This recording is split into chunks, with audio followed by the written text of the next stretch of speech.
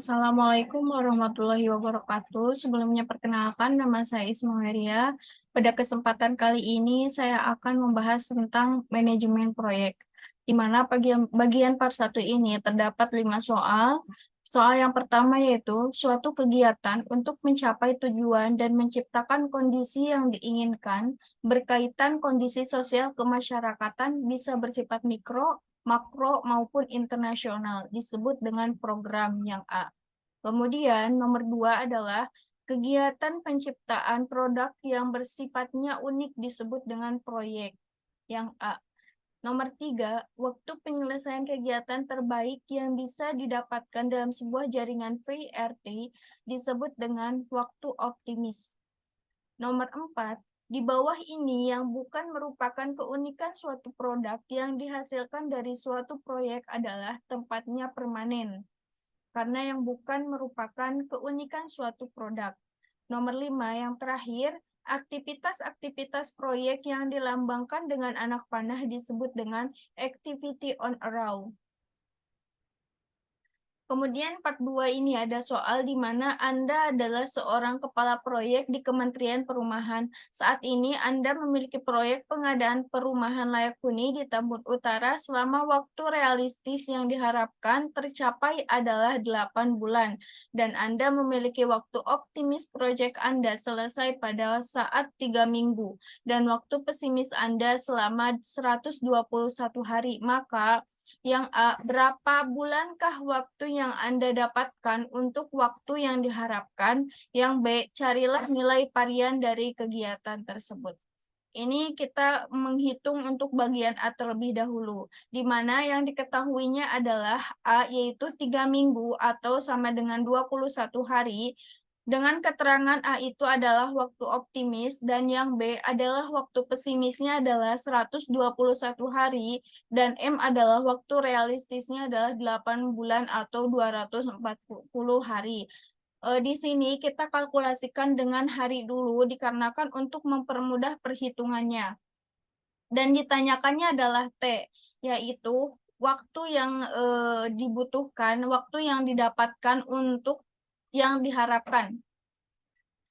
Di sini kita mempunyai rumus T sama dengan A ditambah 4M ditambah B dibagi 6.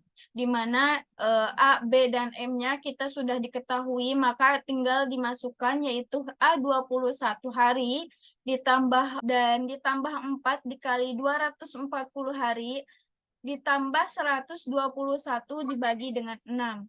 Maka hasilnya adalah 21 ditambah 960 ditambah 121 dibagi 6, yaitu 1102 dibagi 6 dengan hasil akhir 183 hari atau 6,1 bulan. Maka diketahui untuk waktu yang dapat didapatkan untuk waktu yang diharapkan yaitu 6,1 bulan.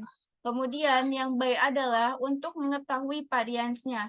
Di sini ada rumus A sama dengan B dikurangi A dibagi 6, pangkat sama dengan 121 dikurangi 21 dibagi dengan 6, pangkat 2, yaitu 100 dibagi 6 pangkat 2 dengan hasilnya 16,66 pangkat 2 dengan total dengan hasil akhir yaitu 277,7.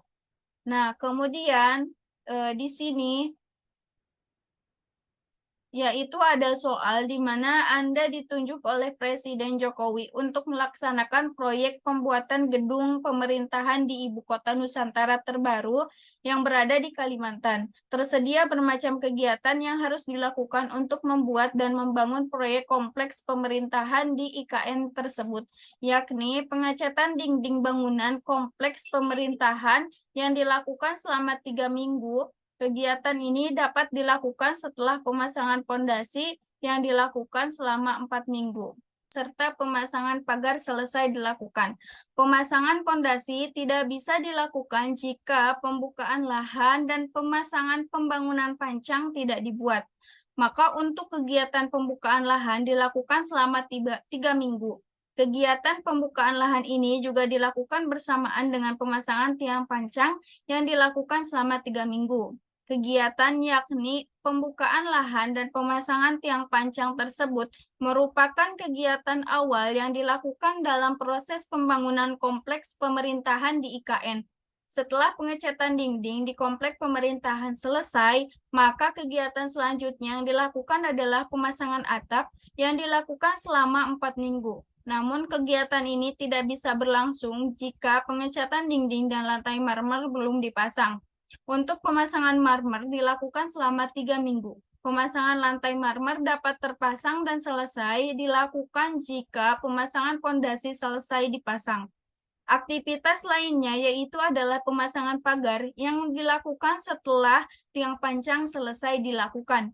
Pemasangan pagar ini dilakukan selama 3 minggu.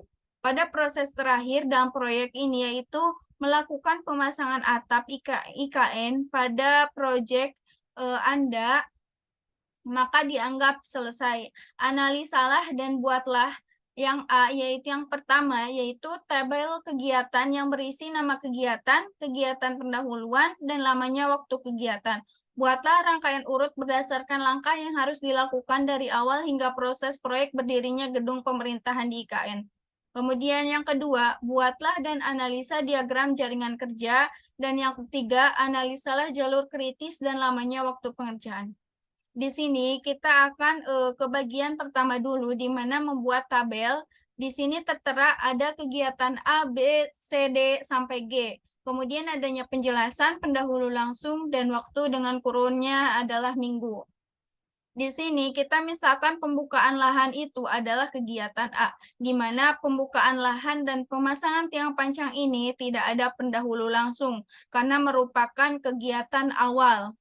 Dan untuk lamanya yaitu 3 minggu.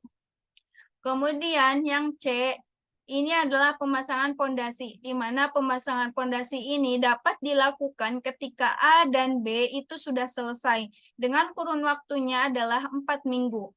Kemudian D adalah pemasangan pagar. Pemasangan pagar ini dapat dilakukan ketika pemasangan tiang pancang ataupun B itu selesai dilakukan dengan kurun waktunya 3 minggu. Kemudian E adalah pengecatan dinding, di mana pengecatan dinding ini harus dilakukan setelah C dan D itu selesai, yaitu pemasangan pondasi dan pemasangan pagar, dengan kurun waktunya adalah 3 minggu. Kemudian F adalah pemasangan marmer. Nah, pemasangan marmer ini dapat dilakukan ketika pemasangan pondasinya itu telah selesai. Pemasangan marmer ini jangka waktunya adalah 3 minggu. Dan yang terakhir adalah pemasangan atap, di mana G adalah pemasangan atap ini harus dilakukan ketika E dan F itu sudah selesai dilakukan, yaitu adalah pengecatan dinding dan pemasangan marmer. Pemasangan atap ini dilakukan dalam kurun waktunya 4 minggu. Kemudian di sini bagian B, di mana bagian B ini adalah diagram. A dan B adalah merupakan kegiatan awal, di mana C itu harus dilakukan ketika A dan B sudah dilakukan. Dan D juga dapat dilakukan ketika B itu sudah dilakukan. Dan E dapat dilakukan ketika C dan D itu sudah diselesaikan. Kemudian F dapat dilakukan ketika C sudah diselesaikan. Dan G dan yang terakhir ini dapat dilakukan ketika E dan F itu sudah selesai. Maka untuk diagramnya seperti ini. Kemudian untuk yang bagian ketiga yaitu jalur kritis dan kurun waktunya. Di mana di sini adalah A kurun waktunya 3 minggu, B 3 minggu, di sini 3 minggu, 3 minggu, 3, 3. Kemudian yang E adalah 3 minggu, maka ditambahkan 3 ditambah 3 sama dengan 6, 3 ditambah 3 sama dengan 6. Dan untuk yang C adalah 4, 3 ditambah 4 sama dengan 7, 3 ditambah 4 sama dengan 7. Kemudian ini ada D, di mana D-nya adalah 3, yaitu 7 ditambah 3 sama dengan 10, 7 ditambah 3 sama dengan 10. Dan 6 ditambah 3 sama dengan 9, kita ambil untuk jumlah yang terbanyak, maka di sini adalah 10. Dan untuk yang terakhir adalah 10 ditambah 4 sama dengan 14, dan 10 ditambah 4 sama dengan 14. Kita masuk ke dalam Pembahasan mengenai manajemen proyek.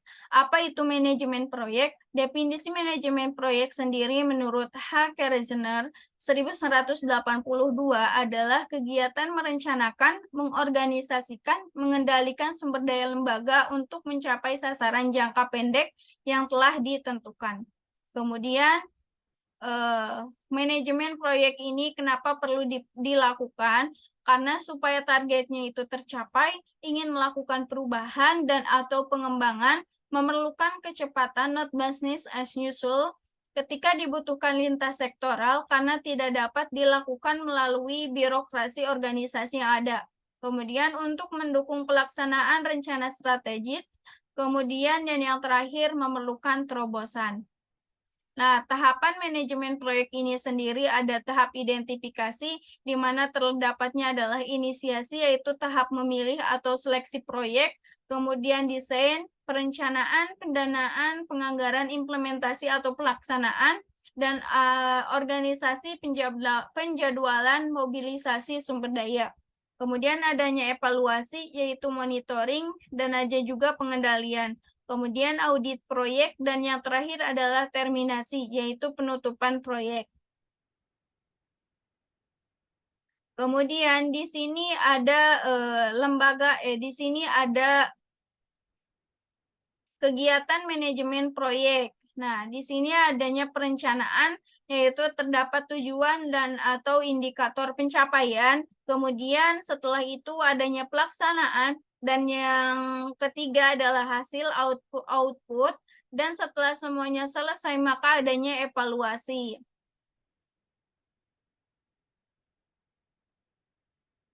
Kemudian kenapa timbulnya proyek? Ini atas rencana pemerintah atau untuk kepentingan umum dan juga masyarakat, adanya permintaan pasar ketika pasar membutuhkan kenaikan suatu produk dalam jumlah besar, misalnya proyek PGSD, adanya desakan keperluan dari dalam tubuh suatu organisasi, dan yang terakhir dari hasil kegiatan penelitian dan pengembangan. Mungkin cukup sekian yang dapat saya sampaikan. Mohon maaf atas segala kekurangannya, dan semoga bisa bermanfaat. Terima kasih. Wassalamualaikum warahmatullahi wabarakatuh.